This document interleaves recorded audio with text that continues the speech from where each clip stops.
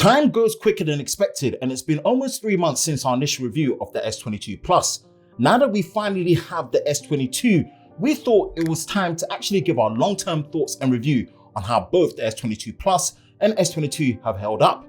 Hi, Ben from SamMobile. If you enjoy new and exclusive videos like this, then be sure to like, subscribe, and turn on notifications so you don't miss any new videos on YouTube with SamMobile TV. Here is our long-term review of the S22 Plus and the S22.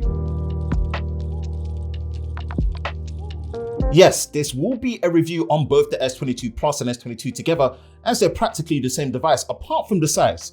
Now, we will address how the size affects the user experience in each relevant section of the review, and also we highly recommend that you watch our first initial review that we did on the S22 Plus. With that out of the way, let's get into it. My thoughts and opinions on the S22 design and the build quality has not really changed much over the past 3 months, and that's to say, it's still the nicest S-series flagship device Samsung have made to date, and it's still probably the nicest phone I've actually used. Now, the smaller S22 is even more refreshing to use as the compact size is more manageable in the hand compared to the previous S21, backed with the upgraded Gorilla Glass Victus Plus, and also the more refined frosted matte finish, the armor aluminium for the chassis, the nice buttons, the smaller but flatter, sharp, rounded edges. I won't sound like a broken record here. It does feel like Samsung have mastered the design and the look of a premium S-series device, especially since now the Galaxy S22 Ultra basically just looks like a Note series phone. Now, the only thing I found absolutely bothersome to me was actually the lack of a pre-applied screen protector.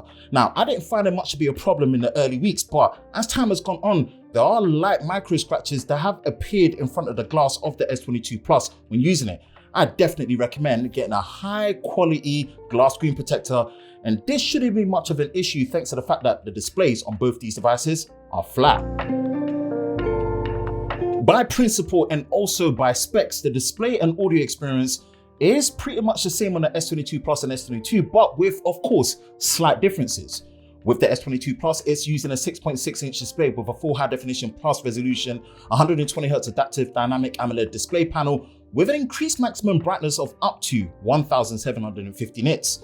Over to the S22, on the other hand, it's using a 6.1-inch display with a full high-definition plus resolution, 120Hz adaptive dynamic AMOLED panel with a max brightness that goes up to 1300 nits. Now, overall brightness looks great on both when using it outdoors in extreme sunlight, meaning it's nice to have the maximum brightness on the S22 Plus, but the S22 holds up really well. Now, the best part of the display is the overall design, not just from the fact that it is a flat display on both, but completely symmetrical, super thin and even bezels, making what is visually the best looking display experience I've actually used on a smartphone so far. Now, there have been talks over the past few months about the change in the haptic vibration feedback compared to the previous S21 series, and I much prefer it this time around due to the better feeling when typing and interacting with the UI. But I do have to agree that it does come at the cost of not being as audible or as strong when notifications are coming in. This is especially true for the S22, as the smaller form factor has probably meant an even smaller haptic motor. Now, for the audio experience, both the dual speakers on the S22 Plus and the S22 to my ears actually sound the same. This is something I was not expecting between the both, but it's a great result, and especially for the S22 to be on par. A quick word from our channel affiliate partner NordVPN. As our preferred VPN of choice, NordVPN gives you a secure connection while keeping it a fast speed and also access to content in different regions on popular services like Netflix. Use our unique link for your NordVPN plan and our coupon code SamMobile, backed with a risk-free 30-day money-back guarantee. As I'm based in the UK, my variant of the S22 Plus is using the Exynos 2200 with 8GB of RAM and 256GB of storage. Now, the same goes for the S22, but instead with 128GB of internal storage. Now, the overall day-to-day performance is really good and great, and that's to be expected with all the performance and specs that it packs internally. Now, that being said, I've had a few occasions where I've run into GPS problems when using certain apps that I use for running and exercising when I'm tracking it outdoors. Although, again, on the flip side, I'm not much of a mobile gamer. It's been quite unfortunate to see the slower adoption rate and performance of certain higher end games for the Exynos model compared to the Snapdragon 8 Gen 1 variant. Now look, this is a far cry from being a deal breaker, but we hope the promise and especially the potential of the X-Clip 920 GPU on the S2200 starts to come alive more sooner than later. We've done 3 extensive camera comparisons with the S22 against the previous S21, the S21 FE, and also the S22 Ultra. So we highly recommend you watch it, as it will be in the description below, as well as the cards above. And the short of it is that, of course, the S22's camera system, both on the hardware and the software front, really hold up well.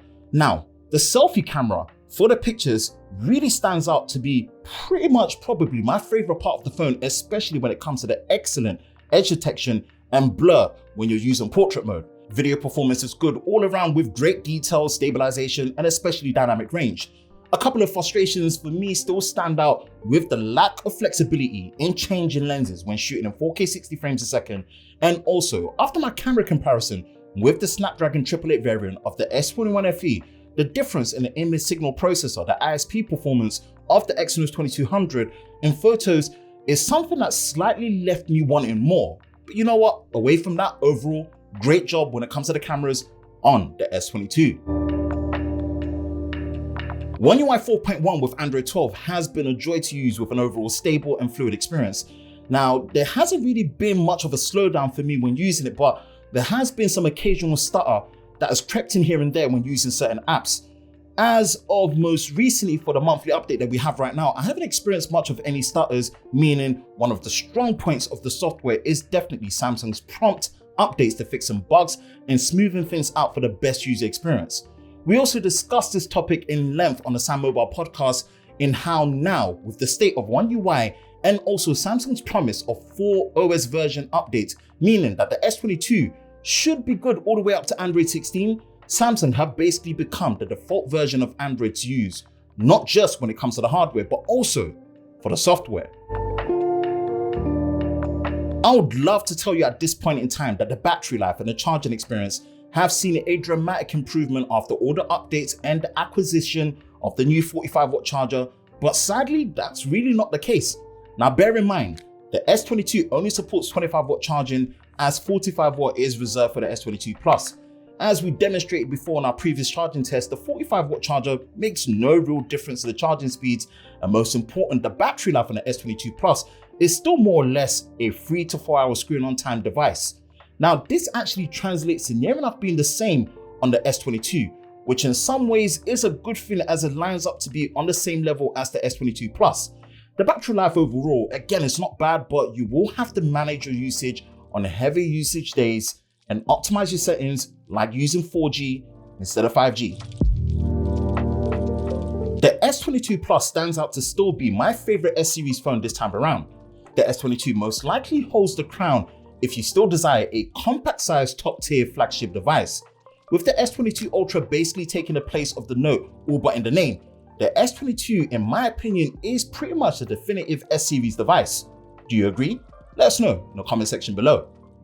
For the latest news in the world of Samsung Daily, be sure to visit us at SamMobile.com. And for the latest videos on YouTube with SamMobile TV, be sure to subscribe and turn on notifications, and we will see you next time.